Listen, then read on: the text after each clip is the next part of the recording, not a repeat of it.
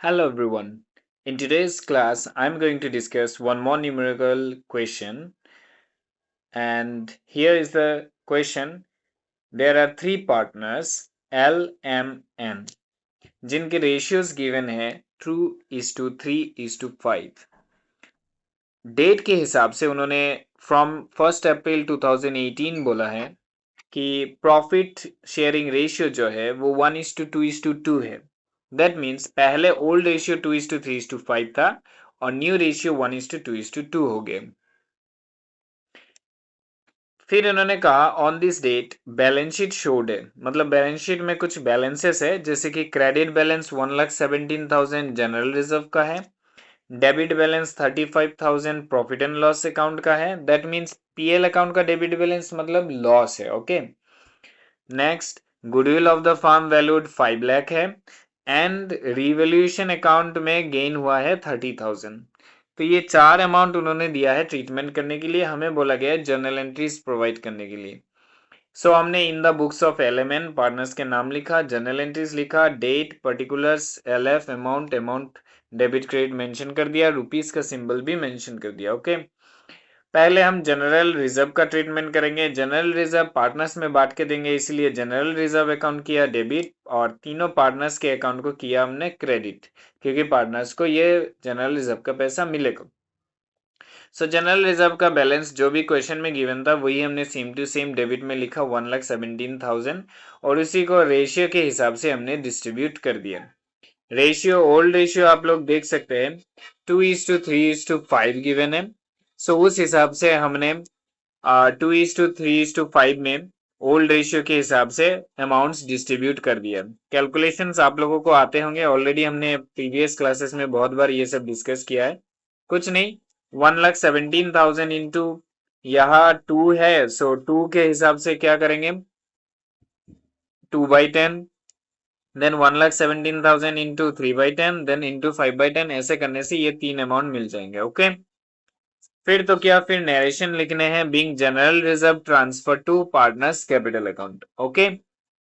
Next हम करेंगे क्या, पीएल अकाउंट का बैलेंस. आप लोग देख सकते हैं कि यहाँ पर 35,000 जो बैलेंस गिवन है वो डेबिट बैलेंस गिवन है. दैट मीन्स वो लॉस है, राइट. सो क्योंकि वो लॉस है, सो लॉस हम डिस्ट्रीब्यूट नहीं करते, लॉस उल्टा चार्ज करते हैं. एंड दैट्स द रीजन कि तीनों पार्टनर का कैपिटल अकाउंट डेबिट किया गया है. क्लियर. अब तीनों पार्टनर का डेबिट है, मतलब उनके कैपिटल अकाउंट से ये पैसा चार्ज किया जाएगा, माइनस किया जाएगा. So to profit and loss account credit में लिख के प्रॉफिट एंड लॉस अकाउंट का बैलेंस हमने 35,000 लिख दिया है और उसी को हमने रेशियो के हिसाब से, जो ओल्ड रेशियो है 2:3:5, उस हिसाब से सारे अमाउंट्स को डिस्ट्रीब्यूट कर दिया है. Okay. And then narration being debit balance of profit and loss account transfer to all partners capital account. That's it. आगे बढ़ते हैं. फिर दिया गया था कि गुडविल का अमाउंट जिसको हमें ट्रीटमेंट करना है. गुडविल का अमाउंट का ट्रीटमेंट करने जाएंगे तो पहले हमें ओल्ड रेशियो, न्यू रेशियो ये सब कंपेयर करके गेनिंग या सेक्रीफाइस किसने कितना किया वो सब फाइंड आउट करने पड़ेंगे. सो पहले वो मैटर सॉर्ट आउट करते हैं. यहाँ पर देखेंगे तो ओल्ड रेशियो है 2:3:5 और न्यू रेशियो है 1:2:2. तो पहले एल का चेक करते हैं कि उसका क्या हुआ है. सैक्रिफाइसिंग रेशियो का फॉर्मूला हम यूज करेंगे, वो क्या होगा, old minus new, right. So old क्या है 2/10, पहले एल का कर रहे हैं. ओके. सो ओल्ड क्या है 2/10, देन माइनस करेंगे, फिर न्यू वाला क्या है 1/5 होगा, राइट.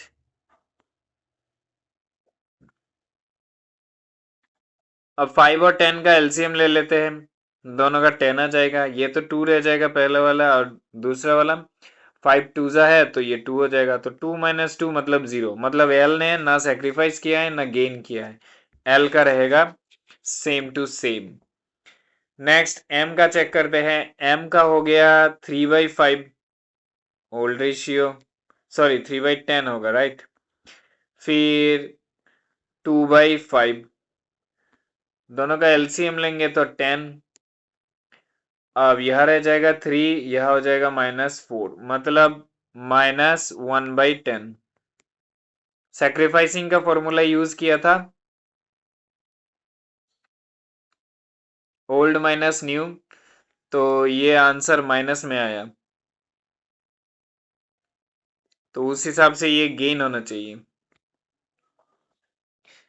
एम ने गेन किया, अच्छा 2/5, 2/5 हमने सही लिखा, 3/10 हमने लिखा, वो भी सही लिखा, 5 2 10 और 2 2 4, ये भी सही है। ओल्ड माइनस न्यू, हाँ सही आ रहा है, एम का गेन ही आ रहा है। ओके, क्योंकि हमने सेक्रीफाइस का रेशियो यूज किया है और आंसर नेगेटिव में आया है, तो इस हिसाब से हमने डिसाइड किया कि ये गेन है। ओके, ठीक है, अब एम का चेक कर चुके हैं। अब बेसिकली क्योंकि एम ने गेन किया और एल ने कुछ भी नहीं किया, तो एन का सेक्रीफाइस आना चाहिए। फिर भी हम चेक कर लेंगे कि हम सही कर रहे हैं कि गलत। एन का करेंगे 5/10, जो कि ओल्ड रेशियो है, माइनस न्यू वाला होगा 2/5, फिर से 10 हो जाएगा, यह रह जाएगा 5, और यह 5 2 देन 2 2 4, तो आ जाएगा 1/10। देखिए ये पॉजिटिव में आ गया, सैक्रिफाइस का फॉर्मूला यूज किया और आंसर पॉजिटिव में आया, मतलब ये सैक्रिफाइस है। दैट मीन्स एन ने किया सैक्रिफाइस और एम ने किया है गेन। सो एम ने गेन किया है तो एम पैसा देगा, और एन ने सैक्रिफाइस किया तो एन को पैसा मिलेगा, राइट। अब मिलेगा किसको, देना है किसको, ये सब तो समझ में है, लेकिन कितना वो कैलकुलेट करना पड़ेगा। यहाँ पर इन्होंने गुडविल का जो अमाउंट दिया है वो उन्होंने दिया है 5 लाख रुपीस। तो हम क्या करेंगे, 5 लाख रुपीस इंटू करेंगे, हमारा जो रिजल्ट आया था वो 1/10 आया था ना, तो 10 से एक जीरो कट करेंगे, तो यह हो जाएगा 50,000, राइट।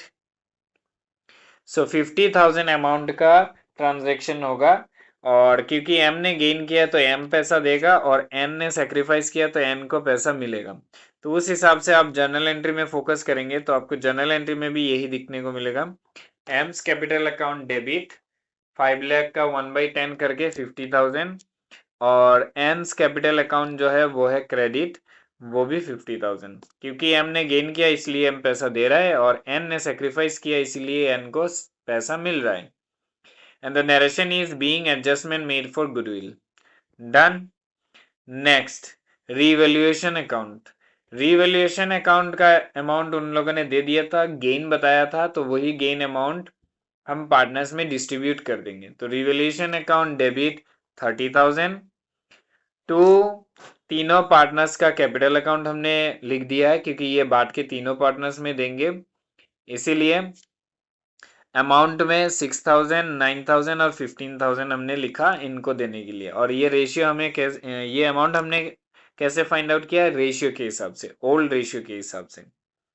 सो ओल्ड रेशियो 2:3:5 था, उस रेशियो के हिसाब से 30,000 का कैलकुलेशन करके हमने ये सारे अमाउंट फाइंड आउट किया। तो इस तरह हमने रिवैल्यूएशन, जनरल रिजर्व, गुडविल का ट्रीटमेंट और प्रॉफिट एंड लॉस का जो लॉस बैलेंस है इसका ट्रीटमेंट, सब कुछ हमने अच्छी तरीके से कर दिया है। या हम नरेशन में लिख देंगे being gain on revaluation transfer to PCA. Done.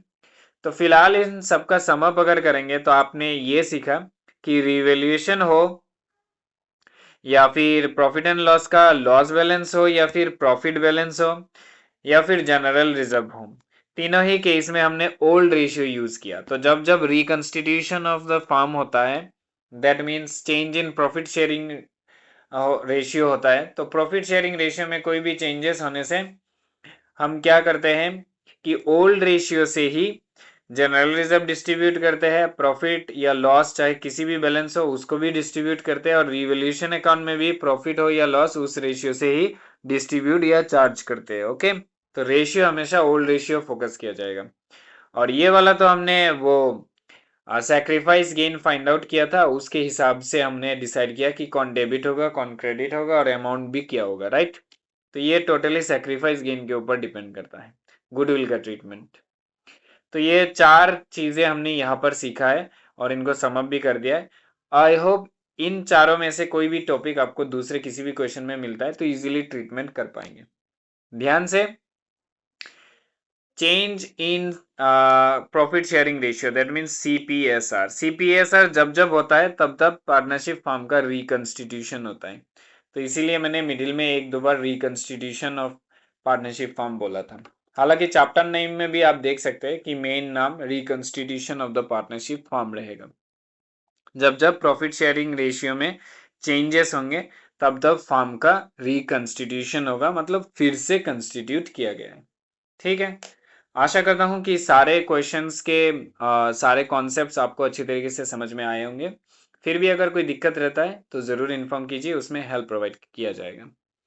और ये सारे डिस्कशंस, न्यूमेरिकल्स के जो भी डिस्कशंस होते हैं इन क्लासेस में, बैक टू बैक क्लासेस लिए जा रहे हैं, इसका प्लेलिस्ट भी बना के रखा हुआ है। तो आप लोग प्लेलिस्ट सेक्शन में जाके प्लेलिस्ट एक्सेस कर सकते हैं। उसमें ऑलरेडी बहुत सारे न्यूमेरिकल्स डिस्कस कर लिया गया है। अगर आपने पहले के क्लासेस नहीं किया तो आप कर सकते हैं। और इन सब क्लासेस को करने के बाद अगर आपको लगता है कि आपको कोई भी हेल्प मिल रहा है तो आप भी अपने तरफ से एक हेल्प प्रोवाइड कीजिएगा।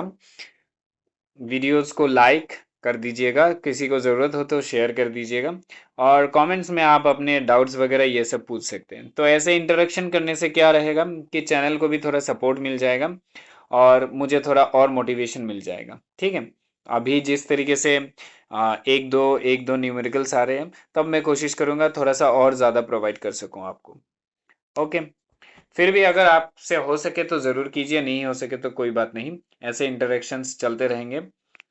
और डाउट हो तो ज़रूर पूछिएगा, उसमें हेल्प प्रोवाइड किया जाएगा। और अगर आपको लगता है कि नेक्स्ट क्लास में मैं आपके चॉइस का कोई एक न्यूमेरिकल क्वेश्चन सोल्व करूं और उसके रिगार्डिंग डिस्कशन करूं, तो वो क्वेश्चन ज़रूर मुझ तक पहुंचाइए। उस क्वेश्चन का डिस्कशन मैं नेक्स्ट क्लास में अच्छी तरीके से करूंगा, ताकि वो जो डाउट क्वेश्चन हो वो आपको अच्छी तरीके से समझ में आ जाए। मिलते हैं नेक्स्ट क्लास में। This is Supriya sir, signing of.